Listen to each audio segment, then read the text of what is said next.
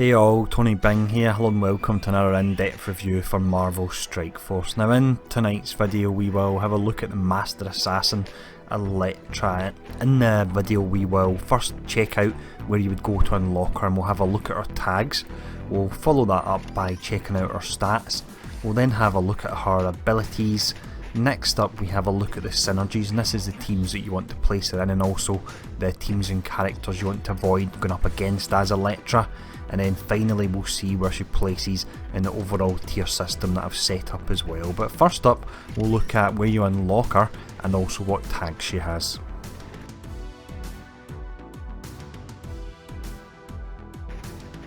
Elektra then is a character that's seen quite a few changes since the first initial patch of the game. Her ultimate skill, which is what she's all about, really has been switched around a little bit, and she's also gained a debuff as well. That is something we'll look at when we do get to the skills section. But if we look at where you can actually farm her, she's available via an early game event, so you can get shards for her nice and easy there.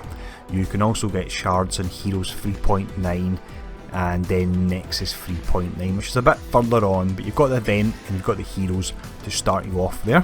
When it comes to the tags, the ones that are important here are the Mystic and the Hand tag. The Mystic tag, because eventually when that campaign does unlock and hopefully we get new heroes coming with it, it means you'll have a powerful character to actually take part in it. The Hand tag is relevant because she's got some pretty great synergies with them, which shouldn't really come as much of a surprise. Now, what we'll check out next anyway will be her stats.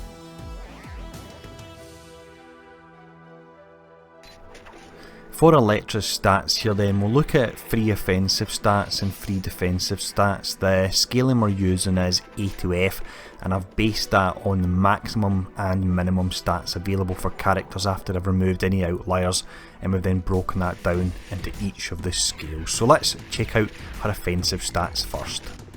For the offensive stats then, Elektra does really come off pretty good here. She's got damage way up at B, speed is also B, focus is lower at E. That would apply to her adding bleeds to her characters or removing their taunts when she uses her debuff, so she's not got the greatest chance of doing that if the enemy does have resistance.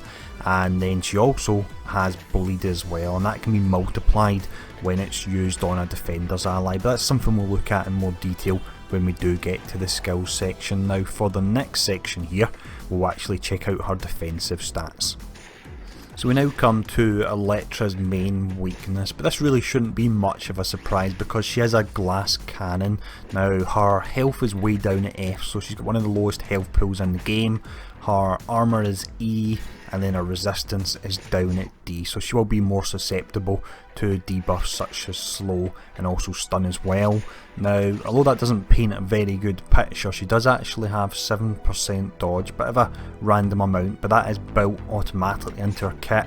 She has a 15% chance to revive when you upgrade her passive, and she also has stealth as one of her skills as well, so you really need to make use of the skills to help out her survivability a bit. Now, on the subject of the skills, we'll actually check them out next.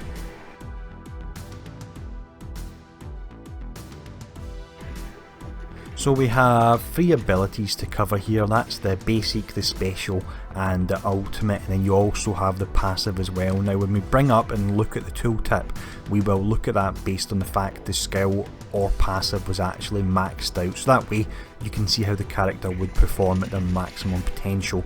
Now for her passive, she has Death's Grace, so on spawn a random hand ally gains evade.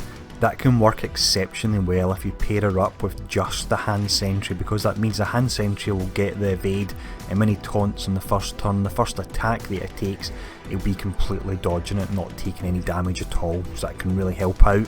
Now as part of her passive, she also has a 15% chance to revive on death with 20% of max health. It's something you won't see very often unless you're going up against her, because as we all know, the AI always seems to have a much higher chance of proccing these effects. For the basic attack, we have a skill called Sneak Attack. Now with this, you attack the primary target for 200% damage and you have a 70% chance to apply bleed. Now when you apply bleed for 1 round, that will take off 10% of an enemy's health. If the target is a defender ally, then you actually apply 3 stacks of bleed. So you'll do the 200% damage on that, but when their next turn actually comes round, you'll be taking off 30% of their health as well, so that's really pretty huge, and it is worthwhile if you're going up against a team that has a defender in them that you make sure that Elektra zones in on them.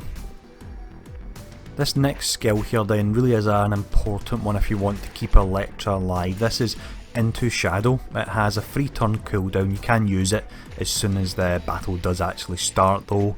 With it, you attack the primary target for 160% damage and you clear 2 positive effects from them, and you also gain stealth. Now it's a very nice skill, but because she has a high attack speed, sometimes you actually have to use this before a tank is taunted, meaning you're not actually clearing the taunt from the tank, which can be a bit of a waste.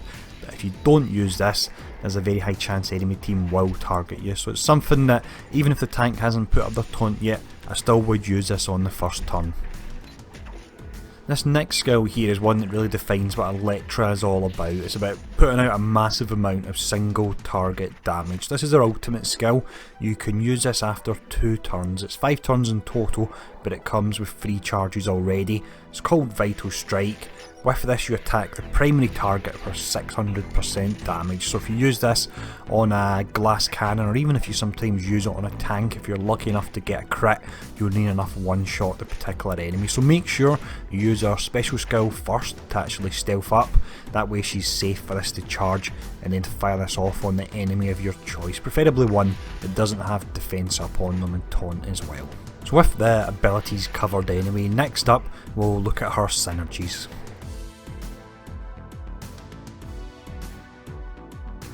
For this section then, we'll look at the characters that you want to team her up with. Now the most obvious ones are going to be the hand. Now the ones that work particularly well with her, because not all hand characters actually have synergies, would be the hand sentry. If you remember back earlier in the video, we mentioned that she gives evade to a random hand ally, so if you pair her up with just the sentry, you're giving him evade for his first turn of taunt. You then have the hand archer, who gains more damage and accuracy based on the number of hand members in the team, and then finally you have Nobu, and what he can do is he can increase the revive chance on hand members, and again if you think back, Elektra already has revive built into her kit, so that can take that even higher. When we look at other characters you want to pair her up with that fall outside the hand bracket, you have Yondu, Quake and Cap. Now the reason I put in these 3 is they actually have Dispel, and with Elektra you're stealthing up using her special on the first skill before potentially you may be removing a Dispel on a tank. When you have your next skill, that's your ultimate that does the huge amount of damage, so you could have the likes of one of the 3 characters we've just mentioned removing the taunt on any tank that's just been put up, which allows you to use Elektra's ultimate on a glass cannon character and hopefully take them out right at the start of the battle. But what we'll check out next will be the enemies that you want to avoid. With this section here then, firstly we'll look at characters that can pose a lot of danger to Elektra, and once we've done that we'll look at characters that can actually to an extent nullify the usefulness of her ultimate. Now the ones she really needs to watch out for from a damage perspective are Daredevil, because he has a higher chance to chain on his primary skill when he's fighting hand characters. Hawkeye, who has the passive where he's got a 50% chance to remove her stealth, and if that's removed she's in trouble. And then finally you've got Korath and Gamora. Now the reason they're dangerous is on their first turn they can do a whopping amount of single target damage, and they actually have higher attack speed than Elektra, so they can get in a lot of damage on her before she actually has the chance to put up her stealth there. When we look at characters that can pull down the overall effectiveness of her ultimate skill, you have Luke Cage, Drax and Kingpin. Now what do these 3 protectors have in common? They all can apply a double taunt in some way. So Luke Cage can cast 2 turns of taunt on his special when it's upgraded. Drax starts with the auto taunt and then gets it on his next turn, and then Kingpin can summon up to 2 allies that can have taunt as well. So what happens is you can use the cleanse on your first round to stealth up, and then when your ultimate's available on the next round there can still be a taunt on the tank there, which means you're going to have to potentially hold off using it or use it and not do enough damage. So that's something to bear in mind there. But what we'll do now to finish off the video, I'll give my overall thoughts on her and we'll see where she places on the tier list as well.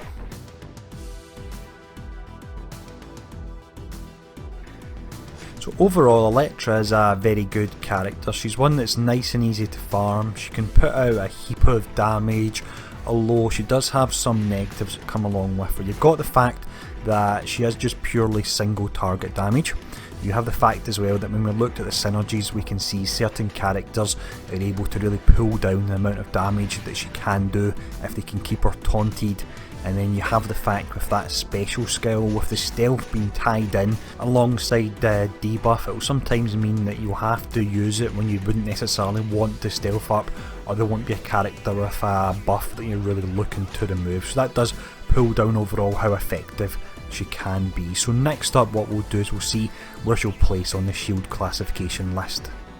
So the ranking system we're using here, it starts at the lowest, which is level 1, and then it works its way all the way up to a mega. Currently we only have one Omega hero, that's the awesome Yondu. Now when it comes to Elektra, she's a character that I went back and forth a little bit in regards to what rank she should actually be in. Overall, I decided that she would be a level 3 character. The reason being that she does a very nice amount of damage, but it is only to single targets, and as mentioned a moment ago, there are ways that other teams can actually nullify the amount of damage she is doing. Despite all this and the fact she's come in at level 3, which is the lowest character yet, she is still a very good character. She's easy to farm, and I actually use her in my Blitz squad, or one of the Blitz squads that I do have available. So she certainly is a good character, but I wouldn't say she's up there with the ones we've covered so far. She's certainly not as useful as Yondu, Spidey or Crossbones, but she is worth checking out. So as always, I hope this video has been useful. If there's any suggestions about the format, or if you think there's anything I've missed in this overview of Elektra, please do let me know below. And thanks for tuning in, and I'll see you all again soon.